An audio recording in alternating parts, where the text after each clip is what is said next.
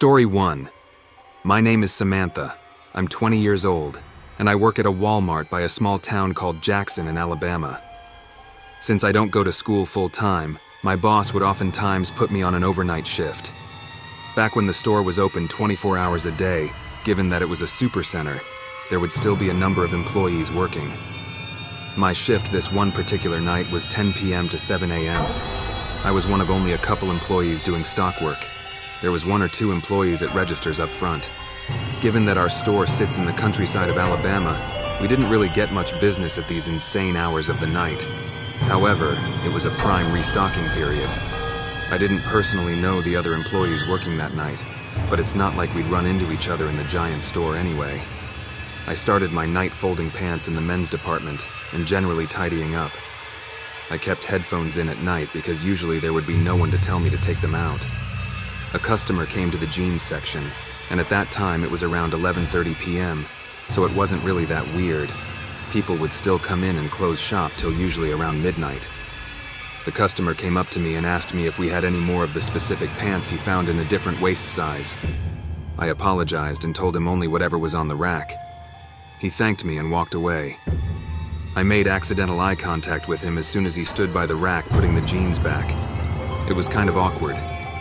He walked away, and I continued with my work. Some time passed, and the store started to look like a ghost town. No one to be seen as far as the eye could see. I think it was like 1 a.m. I had made my way over to the appliances section.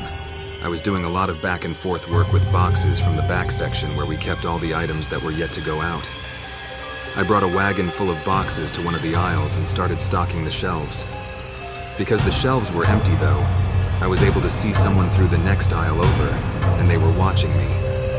Well, only up until he noticed me notice him. Then he looked away, but his eyes looked really familiar.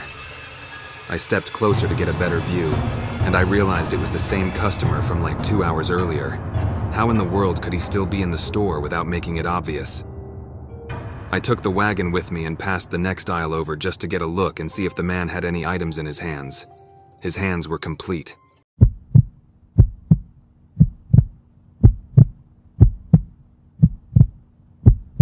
Story 2. This is the creepiest thing that happened to me when I used to work at Walmart. I worked there for almost a year stocking shelves. I would mostly work nights and would get off of work shortly after we closed.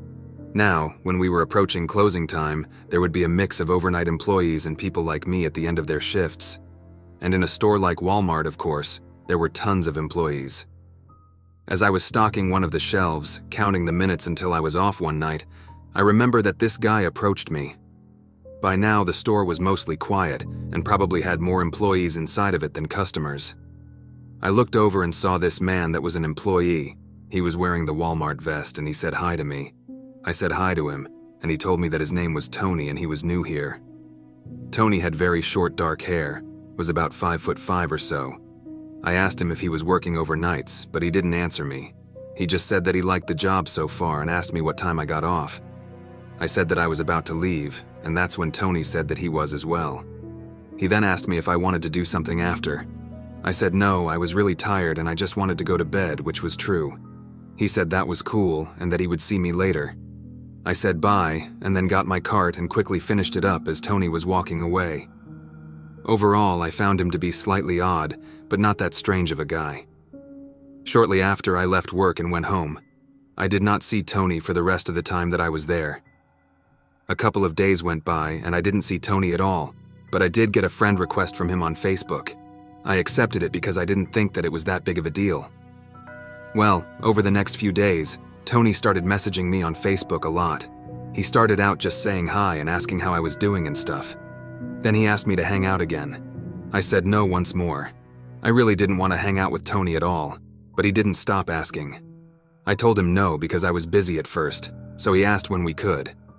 That's when I said I really didn't know him that well and I thought we should not hang out at all. I started to just ignore him after that because he kept messaging me. Tony probably sent me about 4 or 5 messages, all without getting a reply. Then he finally seemed to stop. Over the course of the next 2 weeks, I didn't see Tony at work at all.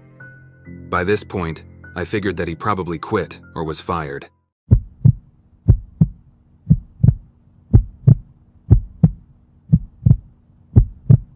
Story 3. It was approaching one of my niece's birthdays, and she's at the age where I think she would appreciate a gift from around Co. I'm a poor college student with no car, so I commute everywhere and anywhere, knowing that I always take my backpack and headphones anytime I leave my house.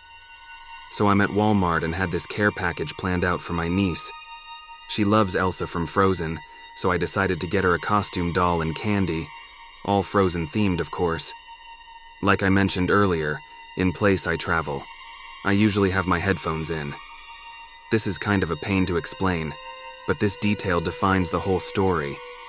I'm so lazy, I use a third-party music app instead of the music app included on my iPhone.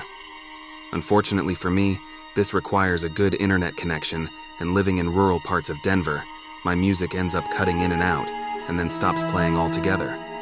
Now at this point, I have one item left on my list, and I'm in the toy section of Walmart, looking for an ounce of toy. Before I know it, this mom leaves her 2 children beside me. I'm not sure why, but this has happened before. And me, I have a trustworthy face. Let me tell you all something now. I'm not stupid. There are so many strange things that happen in this world that I would be a fool to leave these 2 children alone. And for the record, I don't know these people at all. It's kind of a pain, but I figured it's just me being a good person. I don't even know how some people can do this. This is literally a woman leaving her 2 children at a section of the store and telling them to wait there for a short while. Anyways, one girl is around 4 years old, and her sister was around 1 to 2 years old. These girls were like sitting ducks, man. The older sister had one missing crock, and her younger sister had pajamas on and a pacifier in her mouth.